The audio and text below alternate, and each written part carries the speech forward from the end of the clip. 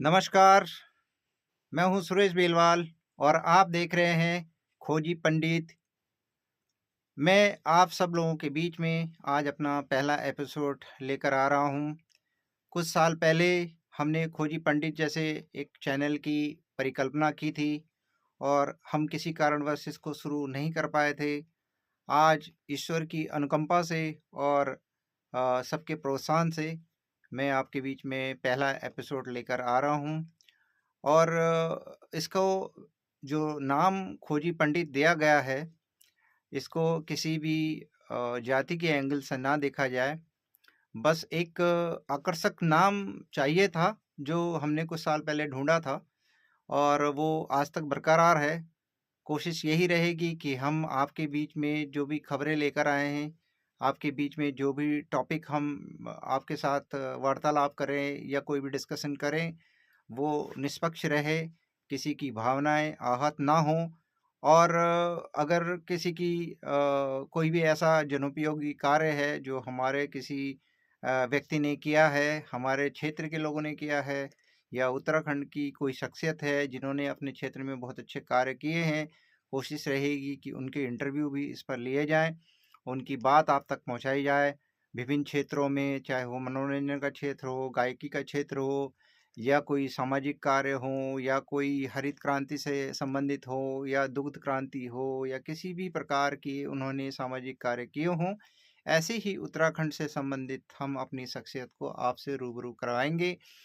आज का जो पहला टॉपिक मेरा है, वो है जो अभी-अभी निकाय चुनाव समाप्त हुए हैं और उसमें एक निर्दलीय प्रत्याशी के तौर पर मैं उनका एक निर्मला उनियाल जी का चुनाव संयोजक रहा। धालवाला मुनिकीरेती क्षेत्र से जो मैंने पिछले 22 दिनों में 25 दिनों में देखा है, वो मैं आपके साथ में साझा करना चाहता हूँ। तो मैं शुरुआत करता हूँ कि किस कारण से मैं इस चुनाव में गया और कैसे मैंने उसको मैनेज किया, किस तरीके से मैंने वहाँ लोगों के बीच में उनसे मिला, उनकी भावनाएँ जानी, उस पूरे क्षेत्र को पहचाना। सबसे पहले मैं बता दूँ कि 25 जनवरी को टिकट निर्धारण होना था और टिकट निर्धारण जो किया जाना था, वो उत्तराखंड के लगभग सभी क्षेत्रों का टिकट का निर्धारण किया जाना था। 25 दिसंबर क्रिसमस का दिन था और उसी दिन पूरे भारतीय जनता पार्टी के कार्यालय में बहुत ज़्यादा गहमा-गहमी भी थी। हमारी प्रत्याशी, हमारी सगी बहन निर्मला उनियाल भी भारतीय जनता पार्टी से एक प्रमुख दावेदार थी। महिला सीट होने के नाते उनका भी बहुत प्रमुखता से इसके ऊपर दावेदारी थी। हम लोग माननीय मंत्री जी श्री सुबोध उनियाल जी से हम लोगों ने मुलाकात की। जिस टीम में मैं शामिल नहीं था, लेकिन निर्मला उनियाल जी और उनके पति, उनका बेटा भी माननीय मंत्री जी से मिला था और अपनी बात रखी थी। उन्होंने कहा था कि बिल्कुल मैं निर्मला तुम्हारा ध्यान रखूँगा और महिला सीट है तो अभी मैंने किसी को हाँ नहीं बोला है, वक्त आने पर आपको बता दिया जाएगा। तो 3 दिन तक लगातार गहमा-गहमी होने के बाद 25 दिसंबर को जब भारतीय जनता पार्टी के कुछ प्रमुख जो पदाधिकारी हैं उनसे मुलाकात हुई, तो उन्होंने निर्मला जी को यही कहा कि आपकी बिल्कुल दावेदारी हमने देखी है, लेकिन जो अंतिम फैसला है वो मंत्री जी का ही होगा।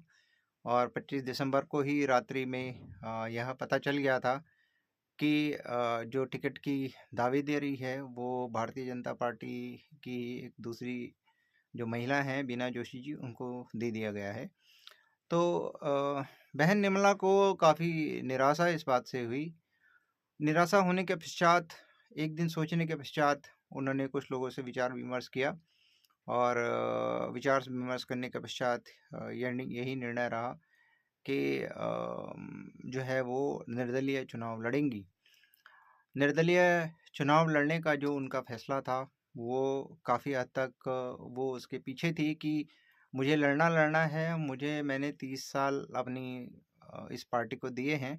बीच में भले ही मैंने किसी और पार्टी को जॉइन नहीं किया और किसी और प्रत्याशी के लिए थोड़ा बहुत प्रचार किया था, लेकिन इसका मतलब ये नहीं है कि मैं इसकी दावेदारी में नहीं हूँ। मैंने इतनी ज़्यादा सेवा की है तो मुझे उसका फल भी मिलना चाहिए, और ये क्योंकि महिला सीट है, मेरी दावेदारी इसमें प्रमुख रूप से बनती है।